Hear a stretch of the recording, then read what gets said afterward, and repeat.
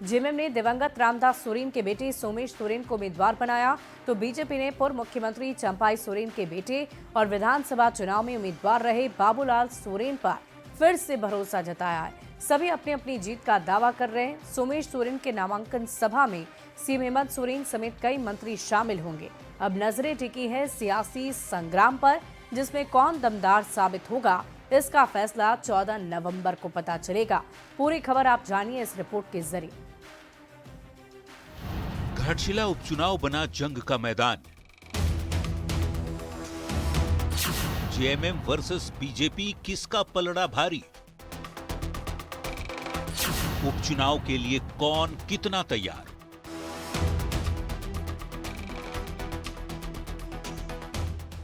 घाटशिला उपचुनाव का रण सज चुका है।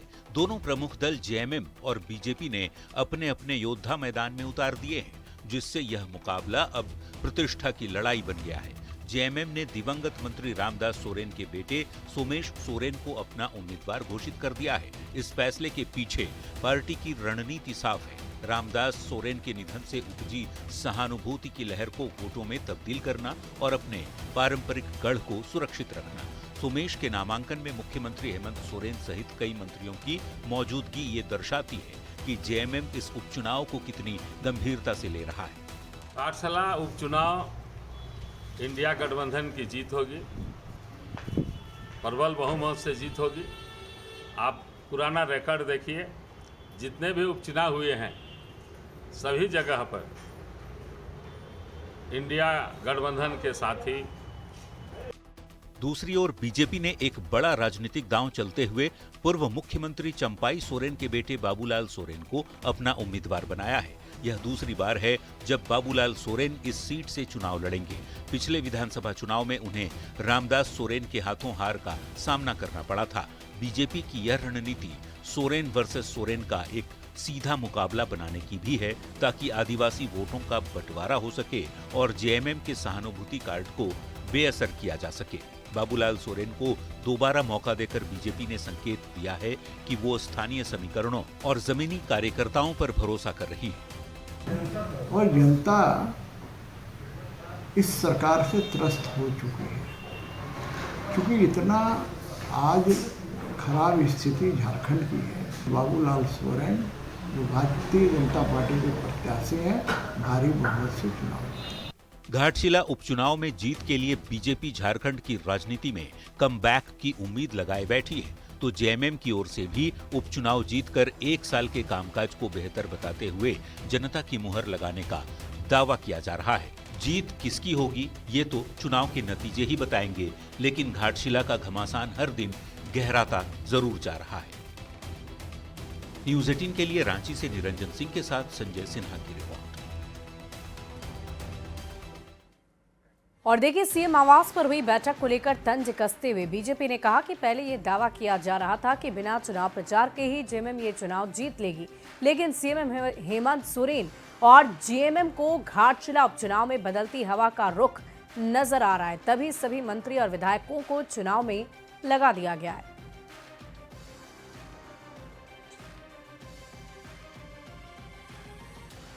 सीएम आवास पर बैठक को लेकर तंज कसते हुए बीजेपी ने कहा कि पहले ये दावा हो रहा था कि चुनाव प्रचार के ही जेएमएम ये चुनाव जीत लेगा, लेकिन सीएम हेमंत सोरेन और जेएमएम को घाटशिला उपचुनाव में ये बदलती हवा का रुख जरूर नजर आ रहा है और इसीलिए तमाम दिग्गजों को इस चुनाव को जीतने के लिए लगा दिया गया है, ताकि वो जनता के बीच जाएं और एक बार फिर से इस चुनाव को वो जीत सकें, और इसीलिए ये बड़ी तैयारियां की जा रही है।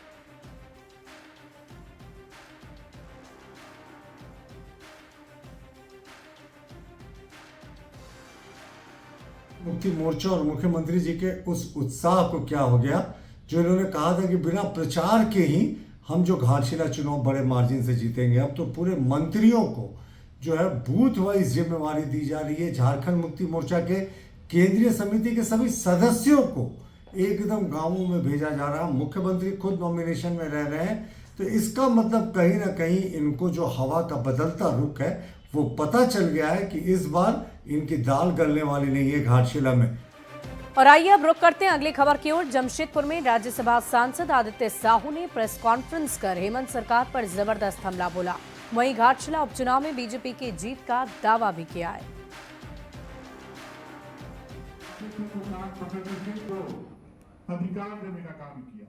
तो देखिए, चुनाव में वादा किया गया है 28% आरक्षण, कैबिनेट में 14% ही दी गई है और इन्हीं वादों के जरिए चुनाव जीतने की कोशिश लगातार जारी है।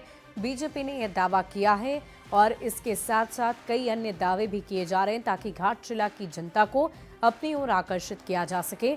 आपको बता दें कि हेमंत सरकार पर अति पिछड़ों को धोखा देने का आरोप भी बीजेपी लगाती नजर आई। विकास डेवलपमेंट के नाम पे, भ्रष्टाचार मुक्त शासन के नाम पे, लो एंड ऑर्डर ध्वस्त जो किया है इन लोगों ने उसके नाम पे, बेटी बहनों के साथ पूरे झारखंड में जो अन्याय अत्याचार किए जा रहे हैं उसके नाम पे। आप चुनाव करा रहे हैं, नौकरी की बात नहीं है, यहाँ चुनाव की बात है। जो पिछड़ों को रिजर्वेशन मिलना चाहिए कि भाई 27% आपने कहा है, हमारी जो पिछड़ों की आबादी है 50% से ऊपर है, ST SC की आबादी उनके पॉपुलेशन के अनुरूप है, तो ये सरकार पिछड़ा विरोधी है। पंचायत चुनाव बिना पिछड़ों को अधिकार दिए करा दी। अभी नगर निकाय चुनाव में जो उन्होंने अपने मुंह से घोषणा किया था, वादा किया था, 27% के जगह 14% करके इन्होंने पिछड़ों को अपमानित किया है और पिछड़ा समाज इनको कभी माफ नहीं करेंगे। और देखिए, जामताड़ा के फूलजोरी से गुंदली पहाड़ी भाया गोल पहाड़ी सड़क निर्माण कार्य का शिलान्यास स्वास्थ्य मंत्री डॉक्टर इरफान अंसारी ने किया। इस दौरान उन्होंने बिहार चुनाव में महागठबंधन की जीत का दावा किया, साथ ही बीजेपी पर कटाक्ष करते हुए कई सवाल पूछ दिए। इस कार्यक्रम में मंत्री ने स्थानीय विकास पर भी जोर दिया है।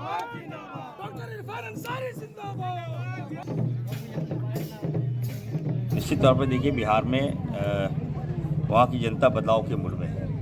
तामझाम चालू हो गया। अब तो हमको लगता है कि सिलेंडर कर देना चाहिए भाजपा को, लेकिन नहीं, चलिए उत्साहित है। 14 तारीख के बाद आपको पता चल जाएगा। जनता ने मन बना लिया है, भाजपा अब नहीं हो सकता। नीतीश कुमार जी रिटायर हो चुके हैं और मैं तो कहना चाहता हूँ भाजपा जो है किसी कीमत पर नीतीश कुमार को अब मुख्यमंत्री नहीं मानेगा। तो हो सकता है कि अंतिम चुनाव में देखिएगा पाला बदलेंगे नीतीश कुमार जी। और अब बात कर लेते हैं आदिवासी और कुर्मी के बीच जारी जंग की। राजधानी की सड़कों पर फिर आदिवासियों का आक्रोश देखने को मिलेगा। धुर्वा के प्रभात तारा मैदान में आदिवासी हुंकार महारैली आयोजित की गई है, जिसमें 2 लाख लोगों के शामिल होने का दावा हो रहा है। ये रिपोर्ट आप देखिए। झारखंड में आदिवासी वर्सेस कुर्मी। आदिवासी हुंकार महारैली में दिखाएंगे दम। कुर्मी समाज की मांग के खिलाफ आक्रोश।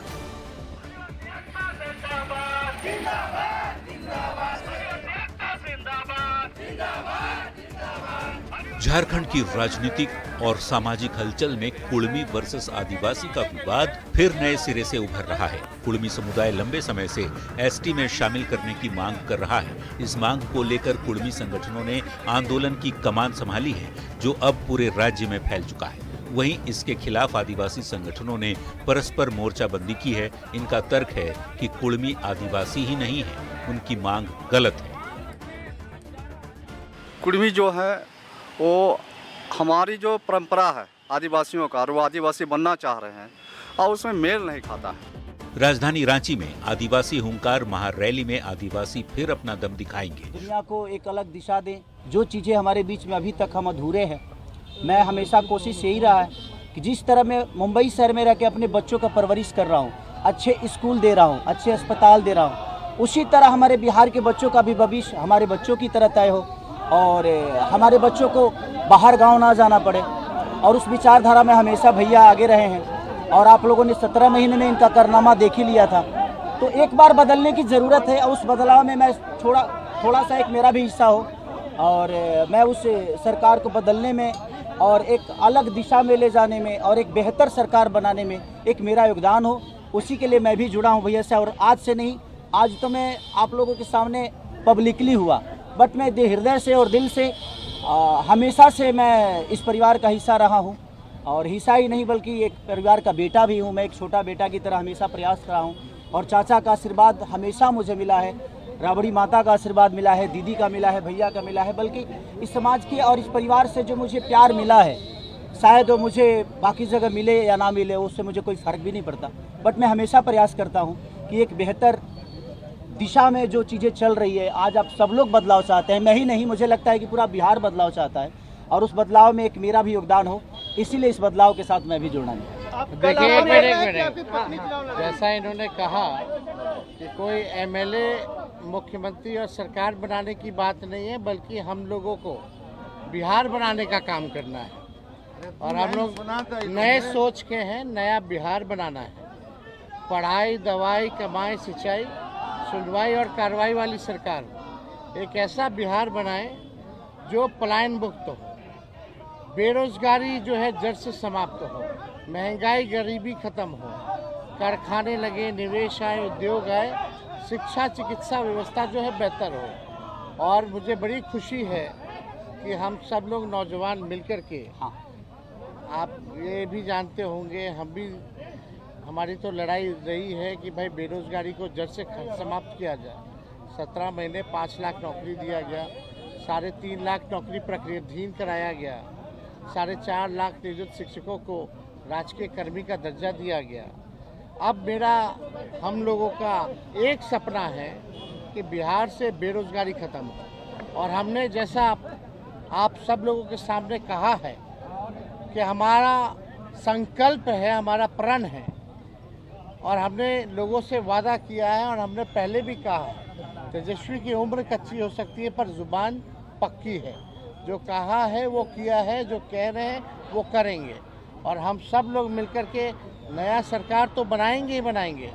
और 14 नवंबर के बाद से हम आपको बता दें कि 20 दिनों के अंदर एक कानून बनाया जाएगा और वो कानून ये होगा जो हमने पहले भी कहा था, जिस परिवार में सरकारी नौकरी नहीं है बिहार में, उस परिवार को एक सरकारी नौकरी हम लोग दिलाने का काम करेंगे। ये हम लोगों का संकल्प है और इसको सरकार बनते ही 20 महीने में जो है हम लोग जो है पूरा करने का काम करेंगे। तो कोई सवाल है तो पूछ सकते हैं। जी, कल आपने कहा कि अभी तक चुनाव लड़ने की बात नहीं हुई है, हमारी पत्नी नहीं बोली है। क्या हुआ कि एक दिन में पत्नी मान गई और फिर आज आप मीडिया के सामने आकर कह रहे हैं कि मना रहे थे? नहीं, देखिए, जहाँ तक बात है, मैं पत्नी को जितना समझता हूँ उतना ही ये भी मुझे समझती है। इनको भी पता है कि ये मेरे साथ छठ तो मना लेती हैं, बट बिहार की बहुत ऐसी औरतें हैं जो अपने पति के साथ छठ तक नहीं मना पाती हैं, दिवाली तक नहीं मना पाती हैं, होली तक नहीं खेल पाती है। तो मैंने इनसे बोला कि बिहार बदलाव की तरफ जा रहा है। हम चाहते हैं कि हमारे यहाँ के माता बहन बेटी 24 घंटा अपने पति की सेवा करे और 24 घंटा अपने परिवार के साथ वो पति रहे, वो इंसान रहे। तो ये तभी संभव है जब हमारे यहाँ रोजगार होगा। तो उस बेरोजगारी को ख़त्म करने के लिए मैं आपको आगे करना चाहता हूँ। तब इन्होंने उस बात को समझा और उसके बाद हम लोग आए हैं और प्रयास है कि हर वो महिला, हर वो बेटी, हर वो बहन, हर वो भाई, हर वो बेटा अपने पिता के साथ रहे, हर वो बहन अपने पति के साथ रहे, हर वो भाभी अपने भाई के साथ रहे। तो मेरी ये प्रयास है कि आजीवन जिस तरह बाकी शहरों में लोग अपने पति पत्नी के साथ, अपने परिवार के साथ, अपने माँ बाप के साथ रह के और खुशियों के त्यौहार में रहते हैं, उसी तरह हमारा बिहार भी कोई जाए ना, गुजरात के लोग यहाँ आकर काम करे, कलकत्ता के लोग यहाँ आकर काम करे, दिल्ली के लोग यहाँ आकर रोजगार करे। हम यही चाहते हैं और इस संवाद के साथ आप सबको दे सकते हैं। चुनाव आप लड़िएगा या पत्नी लड़ेगी? चुनाव आप लड़िएगा या पत्नी लड़ेंगी आपकी? ये लड़े चाहे मैं लड़े, अर्धांगिनी है ना हम, एक ही बात है। देखिए, जीवन में पति पत्नी का जो प्रेम होता है ना, वो दुनिया में उससे बड़ा प्रेम नहीं है। माँ बाप के बाद अगर कोई संभालता है किसी बच्चे को, वो आपकी अर्धांगिनी ही होती है। तो मैं लड़ूं या ये लड़े, बात एक ही है। आरजेडी आपने क्यों चुना? आरजेडी बता तो दिए सर, एक ही चीज, जहाँ बदलाव होता है वहीं मैं रुकता हूँ, वहीं रहता हूँ। बिल्कुल, हर जगह, हर शहर में, हर जगह, हर जिला में जाऊँगा मैं, हर जिला। चलिए, सदस्यता जो है ज्वाइन करें। चलिए